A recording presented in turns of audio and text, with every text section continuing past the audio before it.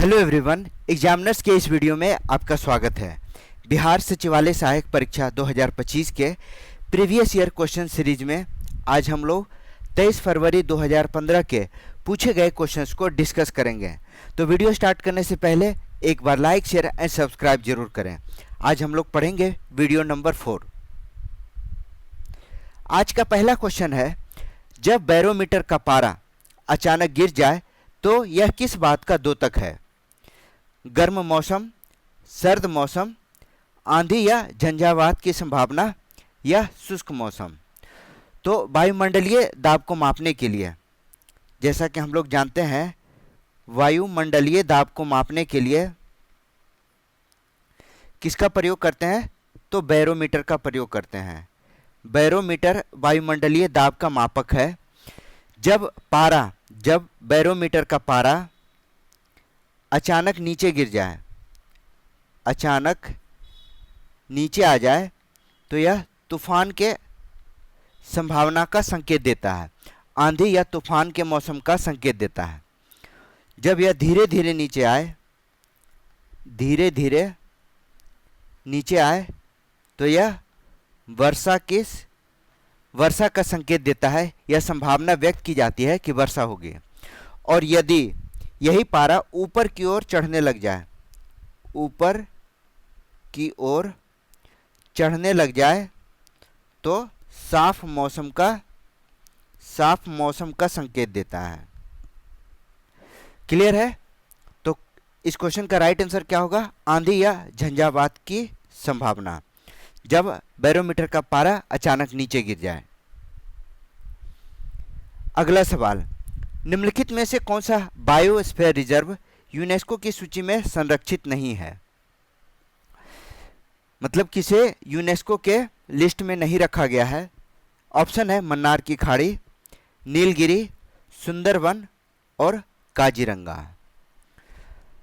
तो काजीरंगा उद्यान यह यूनेस्को की संरक्षित जीव मंडल में नहीं है। यह राष्ट्रीय उद्यान है जो कि असम में है। ठीक है, काजीरंगा असम में है। इस उद्यान में एक सींग वाले गैंडे का निवास पाया जाता है। एक सींग वाले गैंडे का निवास पाया जाता है। ठीक है, तो इसका राइट आंसर क्या होगा? काजीरंगा। निम्नलिखित में से कौन पोलियो का कारण है? पोलियो का कारण कौन सा है? एक कवक, एक वायरस, एक कृमि या बैक्टीरिया। तो जैसा कि हम लोग जानते हैं, पोलियो जो है वह एक संक्रामक रोग है जो कि पोलियोमेलाइटिस वायरस के द्वारा होता है। कौन सा है? पोलियोमेलाइटिस यह एक वायरस है। तो बी इसका राइट आंसर होगा। इस वायरस का संक्रमण का कारण क्या है? तो इसके संक्रमण का क्या है कारण? दूषित भोजन, जल, इन सबों के कारण इसका संक्रमण होता है। और इससे प्रभावित होने वाले जो अंग हैं उसमें तंत्रिका तंत्र है, यानी यह तंत्रिका तंत्र को प्रभावित करता है। ठीक है, तो बी इसका राइट आंसर है। ज्वालामुखीय रिंग ऑफ फायर या घेरा किस महासागर से संबंधित है? ज्वालामुखी रिंग ऑफ फायर यह ज्वालामुखी प्रभावित क्षेत्र है। ऑप्शन देखते हैं, प्रशांत महासागर, अटलांटिक महासागर, हिंद महासागर या आर्कटिक घेरा, आर्कटिक ओशियन। तो इसका राइट आंसर क्या होगा? इसका राइट आंसर होगा ए, प्रशांत महासागर। प्रशांत महासागर के पास ज्वालामुखी का एक रिंग पाया जाता है, यानी एक घेरा पाया जाता है, जो कि यहाँ लगभग 450 सक्रिय ज्वालामुखी है। 450 सक्रिय और शांत ज्वालामुखी है। इस कारण से इसे रिंग ऑफ फायर के नाम से जाना जाता है। तो ए इसका राइट आंसर होगा, प्रशांत महासागर। यह कहाँ स्थित है? तो यह ऑस्ट्रेलिया के पास स्थित है, ज्वालामुखी रिंग ऑफ फायर।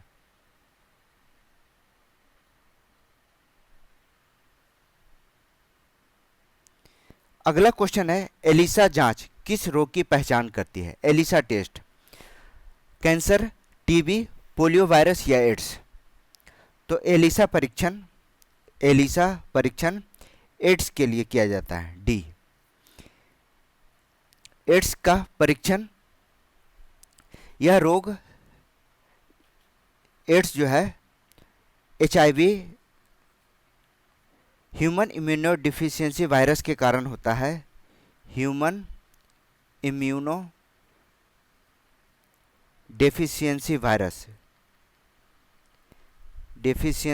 वायरस के कारण होता है, जिसमें रोगी की प्रतिरोधक क्षमता धीरे धीरे नष्ट हो जाती है। और इसकी जांच कैसे करते हैं? तो एलिसा टेस्ट के द्वारा इसका पता लगाया जाता है। तो डी इसका राइट आंसर है। अंगोरा ऊन किस पशु से प्राप्त किया जाता है? अंगोरा काफ़ी फेमस ऊन है। ऑप्शन है खरगोश, लोमड़ी, भेड़ या बकरी। तो अंगोरा जो है यह खरगोश के बाल से प्राप्त होता है। खरगोश के बाल से प्राप्त होता है। यह इसका जो ऊन होता है वह भेड़ के ऊन से 3 गुना होता है। भेड़ के ऊन से 3 गुना गर्म होता है। ठीक है, अंगूरा ऊन जो होता है भेड़ के ऊन से 3 गुना अधिक गर्म होता है। इसका जो स्रोत है, जहाँ पाया जाता है, जिन क्षेत्रों में यह पाया जाता है उनमें है उत्तराखंड, हिमाचल और अन्य पहाड़ी क्षेत्र। जो पहाड़ी क्षेत्र हैं उन क्षेत्रों में ज़्यादातर पाया जाता है। तो खरगोश इसका राइट आंसर होगा। निम्नलिखित में से कौन विटामिन ए का सर्वोत्तम स्रोत है? विटामिन ए का सर्वोत्तम स्रोत कौन कौन सा है? ऑप्शन है गाजर, बैंगन, नींबू या चावल। तो गाजर विटामिन ए का सर्वोत्तम स्रोत है। इसके अतिरिक्त हरी सब्जी, मछली, यकृत तेल, मछली के यकृत तेल, अंडा, यह सभी विटामिन ए के प्रचुर स्रोत हैं, विटामिन ए के प्रमुख स्रोत हैं। तो याद रखिएगा ए इसका राइट आंसर है। भारत में जंगली गधे निम्नलिखित में से कहाँ पाए जाते हैं? जंगली गधे सर्वाधिक कहाँ पाए जाते हैं? ऑप्शन है सुंदरबन, कच्छ के रण, थार भूमि या असम के जंगल। कई बार एग्जाम में पूछा गया है कि कच्छ का रण जो कि गुजरात में है, यहाँ जंगली गधे काफ़ी बड़ी मात्रा में पाए जाते हैं। जंगली गधे बड़ी मात्रा में पाए जाते हैं। तो बी इसका राइट आंसर है। निम्नलिखित में से कौन सा खाद्य स्रोत लोहे का सर्वोत्तम स्रोत है? लोहे मीन्स आयरन का सर्वोत्तम स्रोत है। सेब, चावल, नारंगी या गेहूं? तो लोहे का सर्वोत्तम स्रोत में तो सबसे ज़्यादा हरी सब्जियां हैं। इसके स्रोत में से हैं हरी सब्जी, किशमिश, फल, अनाज, सोयाबीन,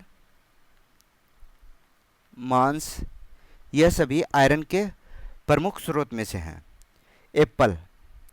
एप्पल जिसमें आयरन प्रचुर मात्रा में पाया जाता है। तो ए इसका राइट आंसर है।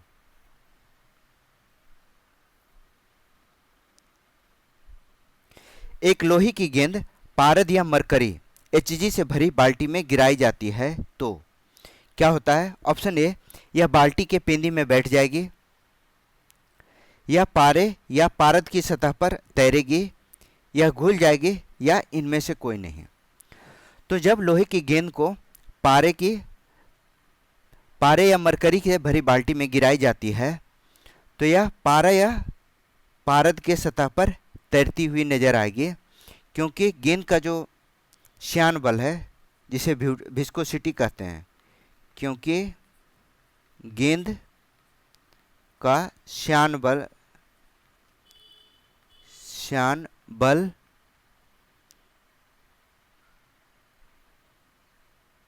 अपेक्षाकृत अधिक होता है,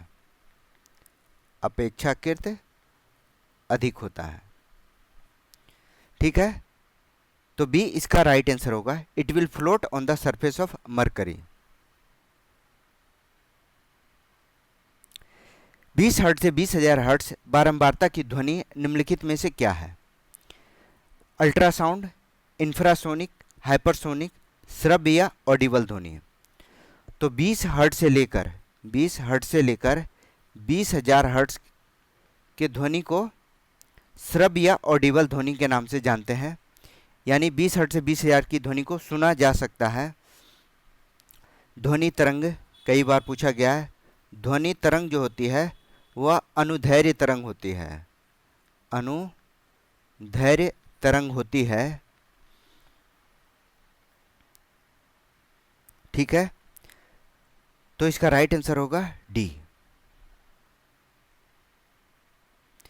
3 तत्व जिनका उपयोग रासायनिक उर्वरक में सर्वाधिक होता है। ऑप्शन है nitrogen, sodium, sulphur, nitrogen, potassium, phosphorus, nitrogen, phosphorus, sodium या कैल्शियम, सोडियम, सल्फर। तो जो 3 तत्व हैं उन्हें शॉर्ट में कहा जाता है एनपीके। एनपीके कौन कौन से हैं? नाइट्रोजन, पोटेशियम और फास्फोरस। यह रासायनिक उर्वरक हैं। इन तीनों का पौधों में सर्वाधिक मात्रा में प्रयोग किया जाता है। इन्हें खाद उर्वरक के रूप में पौधों में डाला जाता है, ठीक है। अगला सवाल, सबसे अधिक प्याज उत्पादन करने वाला राज्य कौन है? सर्वाधिक प्याज उत्पादक राज्य। ऑप्शन है पश्चिम बंगाल, बिहार, महाराष्ट्र या उत्तर प्रदेश। तो सबसे अधिक प्याज महाराष्ट्र में उत्पादित होता है। महाराष्ट्र, जहां साल में 2 बार प्याज की खेती होती है, साल में 2 बार प्याज की खेती होती है। तो यह पहले स्थान पर है। दूसरे स्थान पर है मध्य प्रदेश और तीसरे स्थान पर कर्नाटक और चौथे स्थान पर उत्तर प्रदेश है, ठीक है। तो यह 4 प्रमुख प्याज उत्पादक राज्य हैं। वायुमंडल में ट्रोपोस्फेयर के ऊपर कौन सी परत पाई जाती है? तो वायुमंडल में ट्रोपोस्फेयर, इसका क्रम क्या है? TSMIE। ट्रोपोस्फेयर,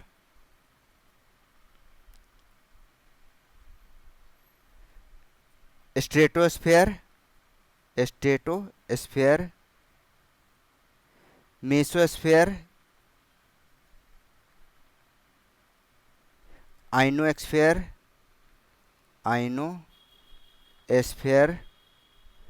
और यह है ई का एक्सोस्फेयर।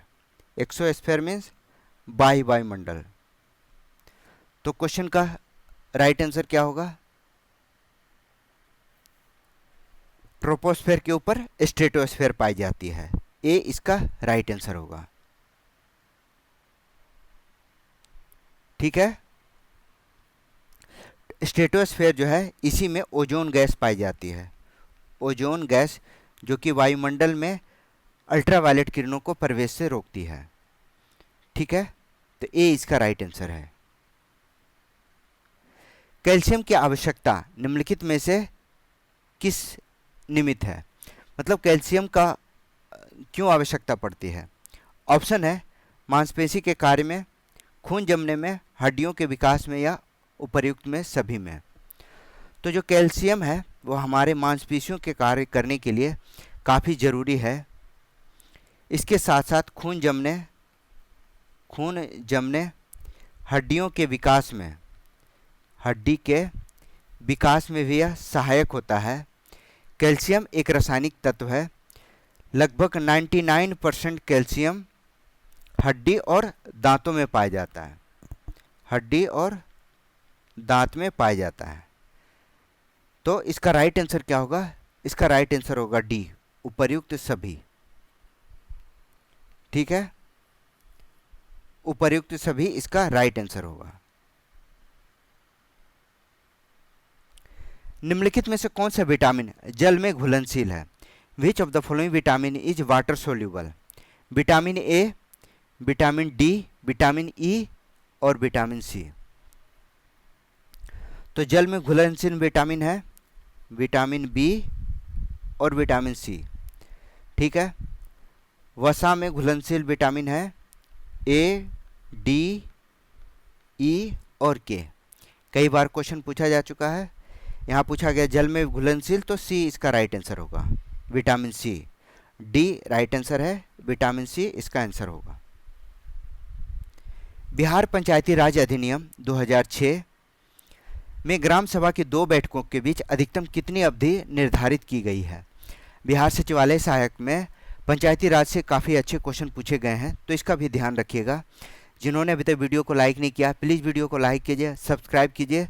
बिहार के सभी आने वाले एग्जाम्स को हम इस चैनल पे कवर करेंगे, तो इसको सब्सक्राइब कर लिए ताकि नोटिफिकेशन आपके पास जरूर जाए।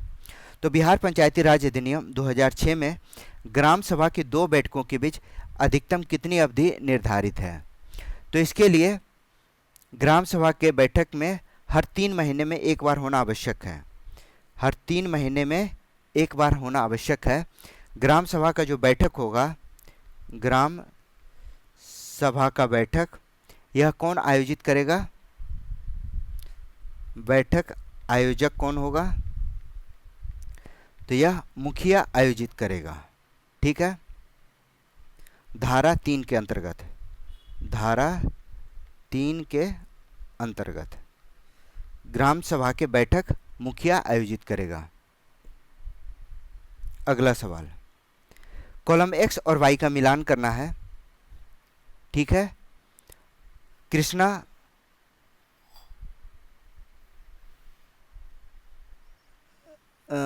कृष्णा, ये ऑलरेडी राइट मैच है। कृष्णा महाबलेश्वर, गोदावरी नासिक में, ब्रह्मपुत्रा सांगपो इसका नाम है, तिब्बत में सांगपो के नाम से जानते हैं, और नर्मदा अमरकंटक। तो यहाँ ऑलरेडी मैच है। नेक्स्ट क्वेश्चन है, दही का खट्टापन निम्नलिखित में से किसके कारण होता है? Citric acid, lactic acid, acetic acid या इनमें से कोई नहीं? तो इसके लिए दही के खट्टापन के लिए लैक्टिक एसिड उत्तरदायी है। लैक्टिक एसिड के कारण दही खट्टा होता है। यह लैक्टोज के किण्वन के साथ फर्मेंटेशन के बाद बनता है। लैक्टोज के किण्वन के पश्चात लैक्टिक एसिड बनता है, जो दूध प्रोटीन से प्रतिक्रिया करके उसे दही में बदल देता है। तो बी इसका राइट आंसर है। डेसिबल का प्रयोग निम्नलिखित में से किसके मापन के लिए करते हैं? तो डेसिबल का प्रयोग ध्वनि की तीव्रता के मापन के लिए किया जाता है। ध्वनि जो कि डेसिबल जो कि ध्वनि तीव्रता की इकाई है, WHO के अनुसार, WHO के अनुसार 80 डेसिबल, 80 डेसिबल से कम आवाज़ मनुष्य के स्वास्थ्य के लिए हानिकारक है। मनुष्य के लिए हानिकारक है, हानिकारक है। तो सी इसका राइट आंसर है। ग्राम पंचायत के चुने हुए सदस्य उप मुखिया का चुनाव करते हैं। उप मुखिया के निर्वाचन के संदर्भ में निम्नलिखित में से कौन सा वक्तव्य सही नहीं है? पहला है, उप मुखिया के चुनाव में मुखिया मतदाता होगा। सेकंड है, निर्वाचन में मतों की बराबर की स्थिति में विजेता का निर्णय लॉटरी के द्वारा किया जाएगा। सी है, राज्य निर्वाचन आयोग के पर्यवेक्षण एवं नियंत्रण में ग्राम पंचायत अपनी पहली बैठक में उप मुखिया का चुनाव करेगा। डी, उप मुखिया के निर्वाचन में मुखिया मतदाता नहीं होगा। तो डी डी इसका राइट आंसर होगा। उप मुखिया के निर्वाचन में मुखिया मतदाता नहीं होता है।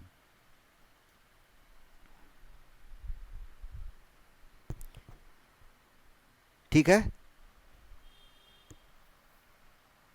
तो डी बिल्कुल सही नहीं है। उप मुखिया सामाजिक न्याय समिति के पदेन होता है। क्या होता है? उप मुखिया, एक मिनट,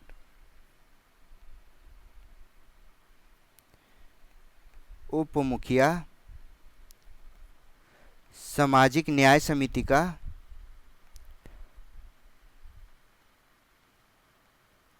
पदेन अध्यक्ष होता है। याद रखिएगा, क्वेश्चन पूछा जा सकता है।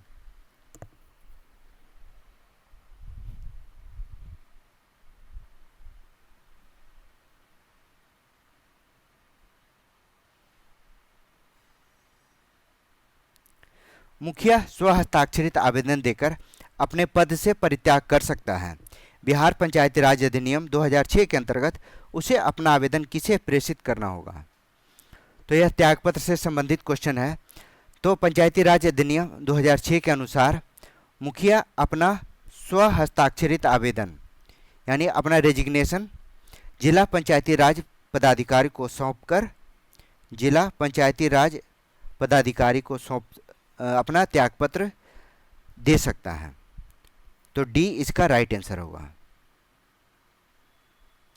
अपील की सुनवाई में ग्राम कचहरी में न्यूनतम पंचों की गणपूर्ति नियमतः क्या होनी चाहिए?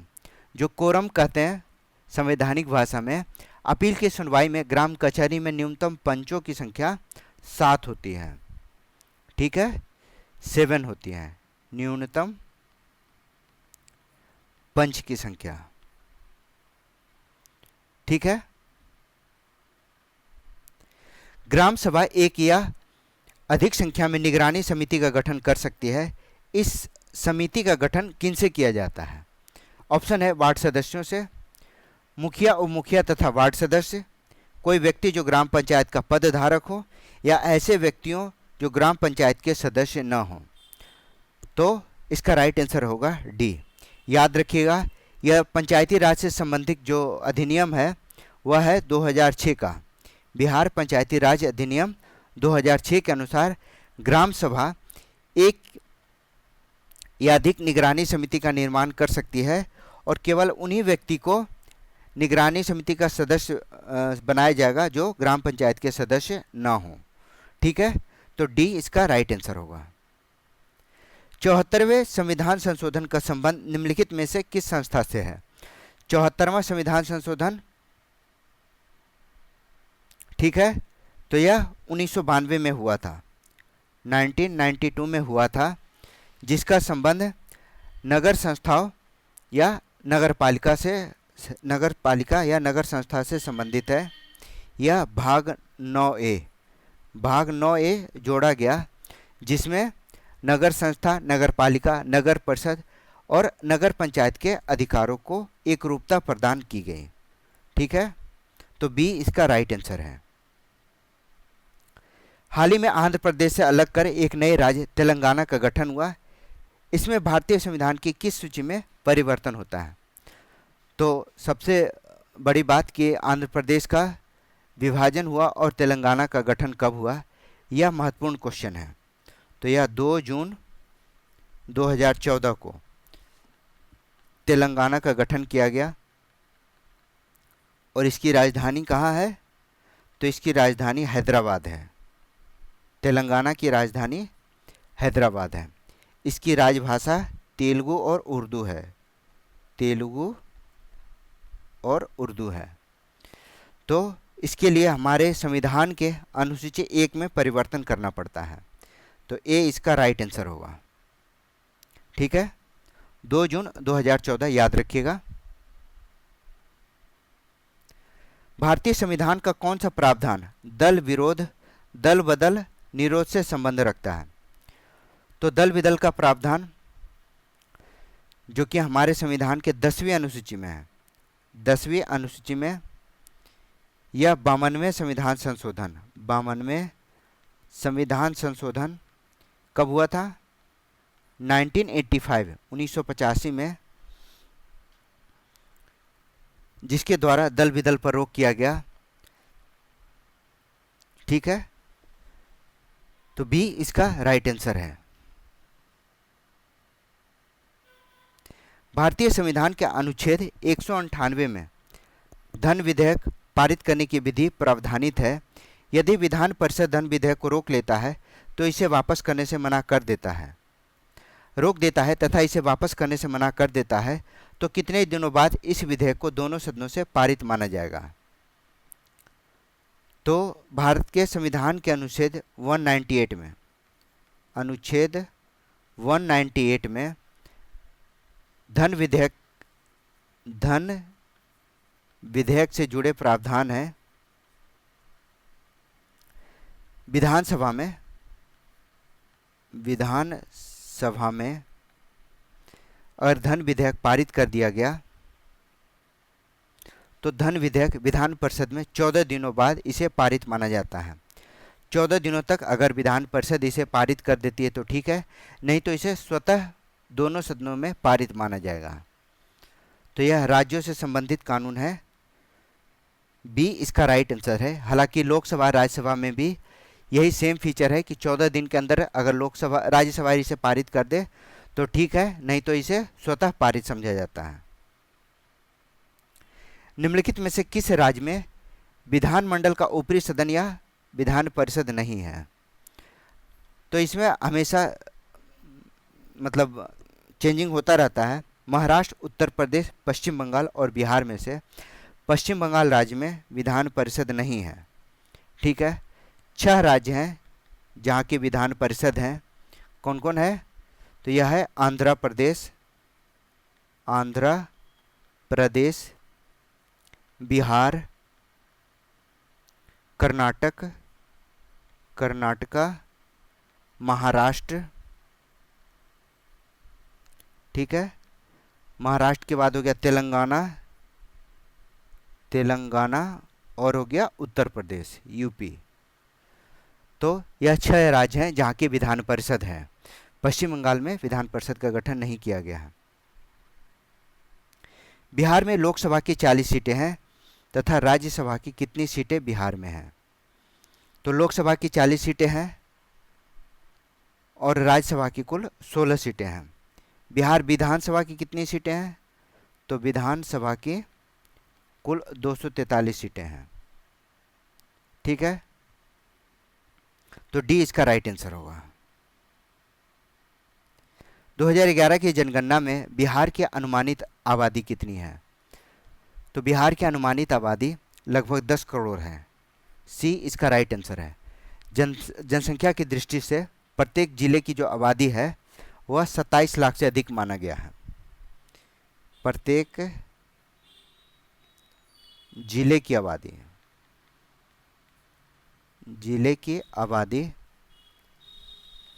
27 लाख से अधिक माना गया है। इस बात का ध्यान रखिएगा, इस पर क्वेश्चन आ चुके हैं। तो सी इसका राइट आंसर है। सामान्य विधानमंडल के ऊपरी सदन के सदस्यों की कुल संख्या निचले सदन की कुल संख्या का कितना होता है? जैसे विधानमंडल और विधान परिषद में विधान परिषद के कुल सदस्यों की संख्या विधानमंडल के सदस्यों की संख्या का 1/3 होगा। विधानमंडल के सदस्यों की संख्या का 1/3 होगा। तो इसका राइट आंसर क्या होगा? बी, 1/3 होना चाहिए, 1/3। निम्नलिखित में से कौन सी राज्य पार्टी है? तो यह भी बदलता रहता है।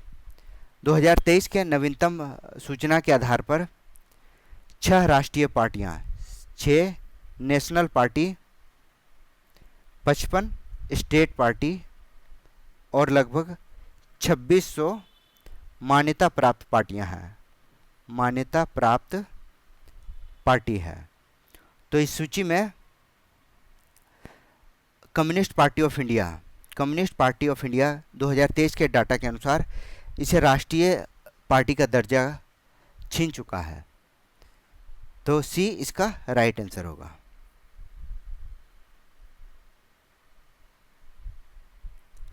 प्रथम लोकसभा के स्पीकर कौन थे? Who was the speaker of the first Lok Sabha?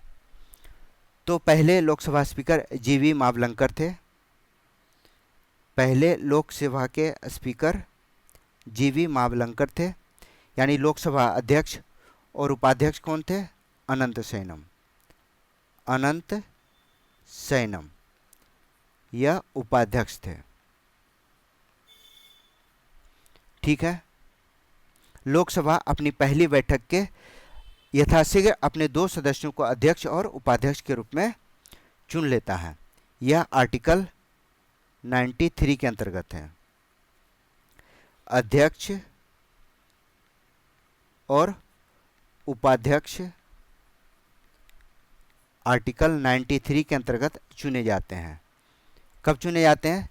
जब भी लोकसभा की पहली बैठक होती है।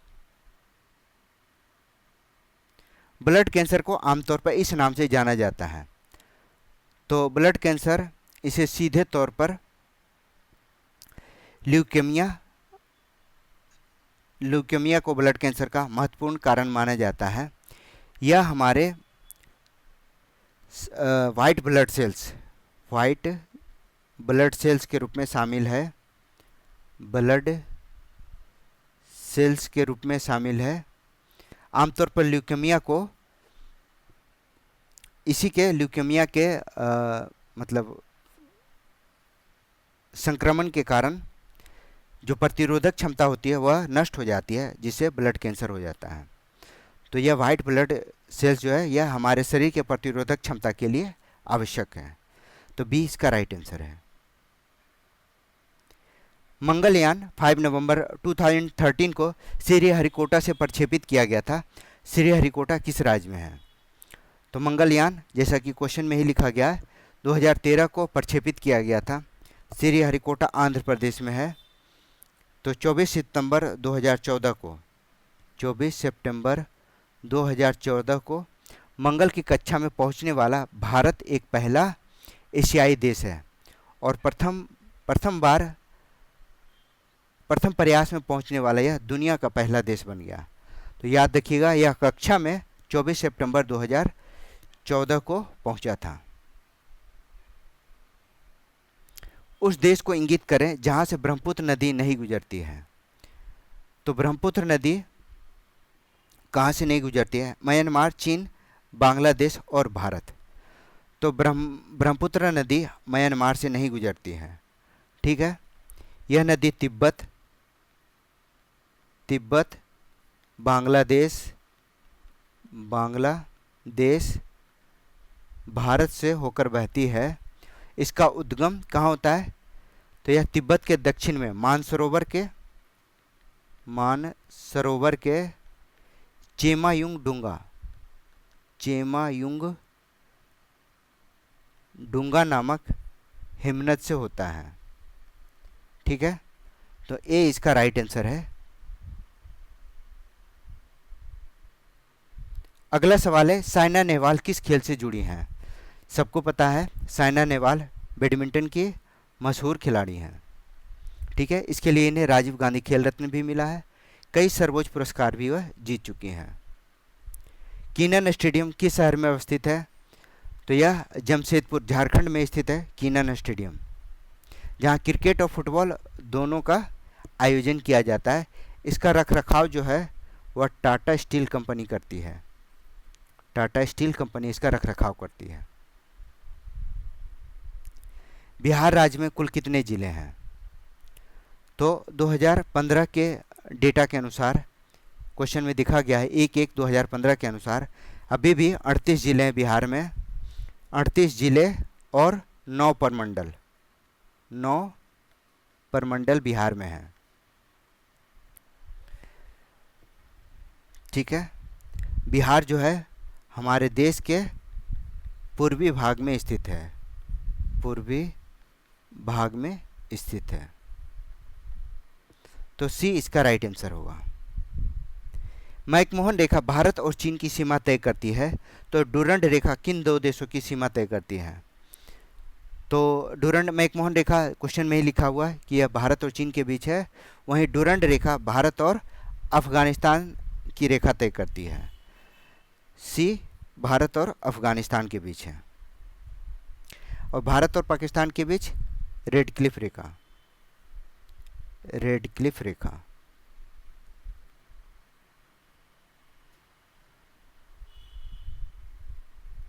कुचिपुड़ी किस प्रदेश का लोक नृत्य है? तो कुचिपुड़ी आंध्र प्रदेश का लोक नृत्य है, आंध्र प्रदेश का कुचिपुड़ी। ठीक है। तमिलनाडु का भारतनाट्यम, प्रमुख नृत्य है भारतनाट्यम। केरला का कई बार पूछा गया है कथकली, केरल में। और महाराष्ट्र में लावणी, काफी चर्चित है लावणी। तो इसका राइट आंसर क्या होगा? सी, कुचिपुड़ी आंध्र प्रदेश से संबंधित है। निम्नलिखित पुस्तक में कौन सी पुस्तक मुंशी प्रेमचंद्र के द्वारा लिखी नहीं है? गोदान, गबन, गोरा या रंगभूमि? तो यह सभी पुस्तक प्रेमचंद के द्वारा लिखा गया है, सिर्फ गोरा, गोरा रविंद्रनाथ टैगोर के द्वारा लिखा गया है। कई बार क्वेश्चन में पूछा गया है, इसको ध्यान रखिएगा। Gora written by Rabindranath Tagore. Bhopal a prayer for rain एक फिल्म है जो हाल में प्रदर्शित हुई, जो कि औद्योगिक दुर्घटना पर आधारित है। 3 दिसंबर 1984 को भोपाल में एक भीषण गैस का रिसाव हुआ था। यह कौन सा गैस था, जिसे भोपाल गैस त्रासदी के नाम से जानते हैं? काफ़ी फेमस सवाल है, कई बार पूछा गया है। यह डेट भी पूछा गया है। 3 दिसंबर 1984 की घटना है, जिसमें 10,000 से अधिक लोगों की एक ही रात में मौत हो गई, और इसमें मिथाइल आइसोसाइनेट गैस का रिसाव हुआ था। तो सी इसका राइट आंसर है। फिजी की राजधानी कौन सी है? सुबा, पोर्ट लुइस, किंगस्टन या परामरीबो? तो फिजी की राजधानी सुबा है। ठीक है। सुबा जो है बीती लेक द्वीप है, बीती लेक द्वीप के दक्षिण पूर्व में स्थित है। पहले सुबा की राजधानी कहाँ थी? लैतोका थी। पहले लैतोका इसकी राजधानी थी, लैतोका। ठीक है। फिजी की राजधानी पहले लैतोका थी। तीसरी और चौथी सदी में शूद्रक ने मृच्छकटिकम नामक प्रसिद्ध नाटक की रचना की, जो संस्कृत भाषा में थी। मृच्छकटिकम का अर्थ क्या होता है? तो जैसा कि सवाल में ही लिखा गया है, मृच्छकटिकम एक संस्कृत नाटक है, जिसका अर्थ है मिट्टी की छोटी गाड़ी। मिट्टी की छोटी गाड़ी। इसके रचनाकार जो हैं वह है शूद्रक। ठीक है। तो बी इसका राइट आंसर है। इसे बोला ही जाता है शूद्रक का मृच्छकटिकम। निम्नलिखित में से कौन सा युग्म सही नहीं है? Which of the following pair is not correct? मिस्र काहिरा, केन्या नैरोबी, सूडान खार्तूम और दक्षिण अफ्रीका जोहान्सबर्ग। तो दक्षिण अफ्रीका, इसकी राजधानी कहाँ है? तो इसकी राजधानी है प्रिटोरिया। डी इसका राइट आंसर है। बाकी सभी कैपिटल हैं एक दूसरे के। जोहान्सबर्ग जो है वह दक्षिण अफ्रीका का हीरे और सोने की खान के लिए प्रसिद्ध है। सोने की खान के लिए प्रसिद्ध है। डी इसका राइट आंसर है। द गाइड उपन्यास के लेखक कौन है? The author of the novel the guide is. तो इसके लेखक हैं आर के नारायण। काफ़ी चर्चित उपन्यास है आर के नारायण। इन्होंने एक काल्पनिक शहर बनाया था मालगुडी, इसी को आधार पर मालगुडी, इसी के आधार पर उन्होंने अनेक रचनाएं की हैं। तो सी इसका राइट आंसर है। हीराकुंड बांध किस नदी पर स्थित है? तो यह महानदी पर है। हीराकुंड बांध महानदी पर स्थित है। यह दुनिया का सबसे लंबा बांध है। दुनिया का सबसे लंबा बांध है, जो कि उड़ीसा में है। सबसे लंबा बांध है यह कहाँ है? उड़ीसा में। तो डी इसका राइट आंसर है। निम्नलिखित में किस फसल की खेती भारत में सर्वाधिक क्षेत्रफल में होती है? तो भारत में सर्वाधिक क्षेत्रफल में होने वाली फसल है धान, गेहूं। भारत में सबसे ज़्यादा उत्तर प्रदेश में धान की खेती होती है। यूपी में धान जो है वह सर्वाधिक क्षेत्रफल में होता है। यूपी के बाद वेस्ट बंगाल, पश्चिम बंगाल का स्थान आता है। सर्वाधिक उत्पादक में पश्चिम बंगाल ज़्यादा है। सर्वाधिक उत्पादक में पश्चिम बंगाल है और यूपी सर्वाधिक क्षेत्र में यहाँ धान की खेती होती है। तो इसका ध्यान रखिएगा। तो बी इसका राइट आंसर है धान। दिनार किस देश की मुद्रा है? चाइना, ईरान, इराक या इंडोनेशिया? तो दिनार इराक की मुद्रा है। सी इसका राइट आंसर है। चीन की मुद्रा का नाम है युआन। चीन की मुद्रा युआन है। ईरान की मुद्रा रियाल है, ठीक है। और इंडोनेशिया की मुद्रा रुपया है, रुपया, ठीक है। गंगा ब्रह्मपुत्र डेल्टा क्षेत्र का वन निम्नलिखित में से किस नाम से जाना जाता है? गंगा ब्रह्मपुत्र का डेल्टा, तो इस डेल्टा को सुंदरवन के डेल्टा के नाम से जाना जाता है। डी, यह भारत में पश्चिम बंगाल और बांग्लादेश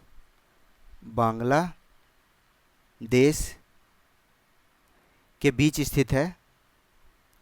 बांग्लादेश के बीच सुंदरवन स्थित है। यह विश्व का सबसे बड़ा डेल्टा है, सुंदरवन का डेल्टा।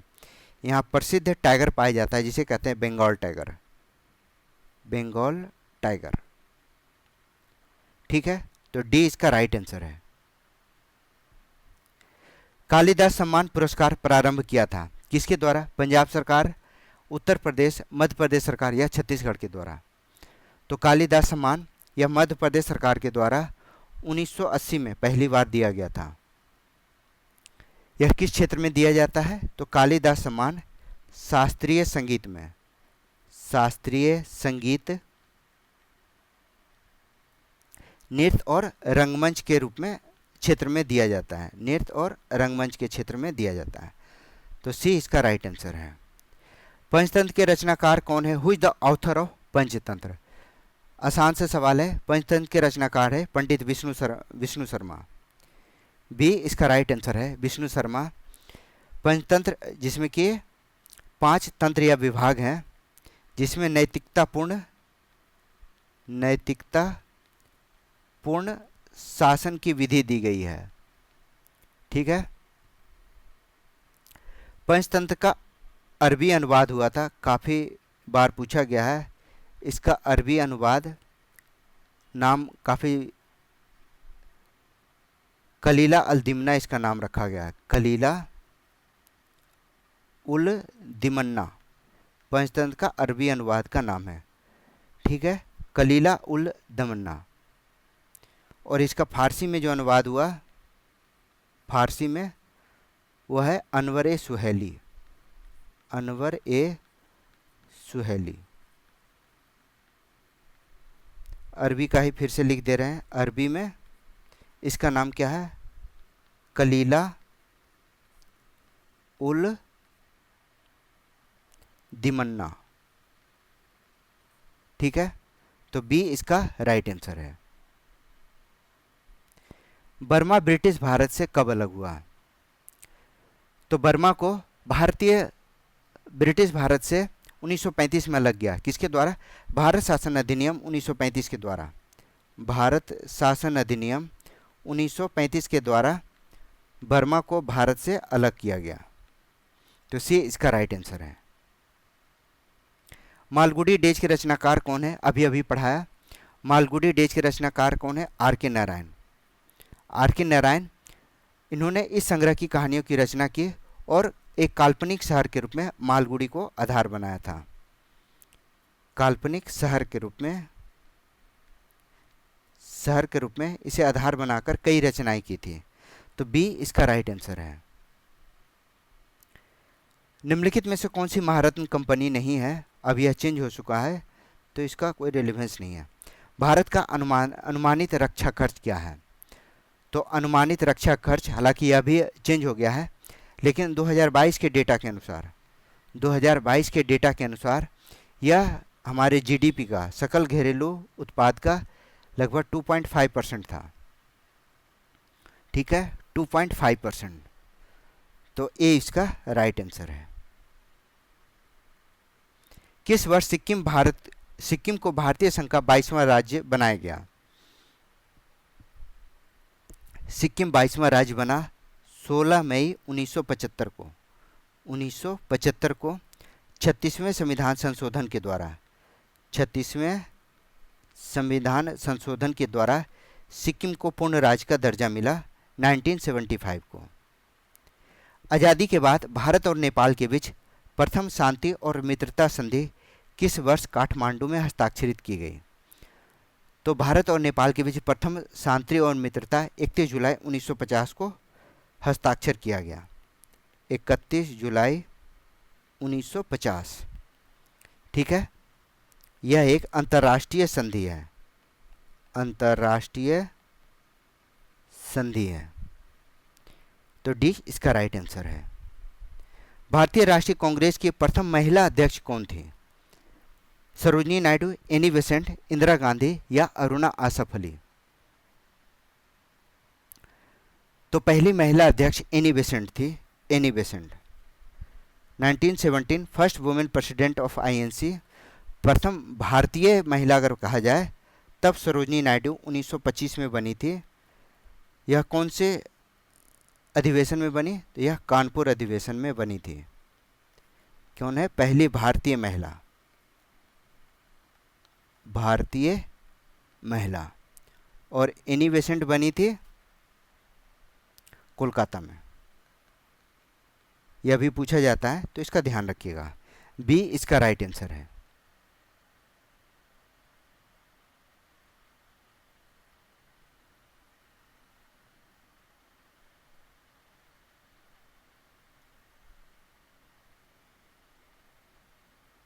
पटना उच्च न्यायालय की स्थापना कब हुई थी?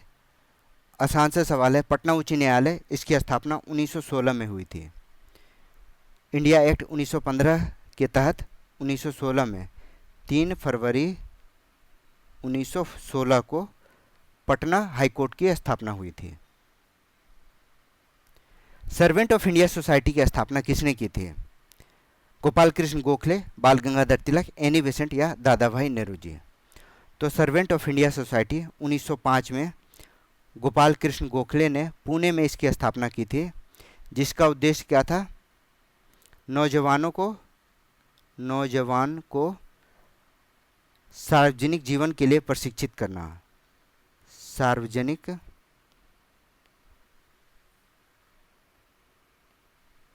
नौजवान को सार्वजनिक जीवन के लिए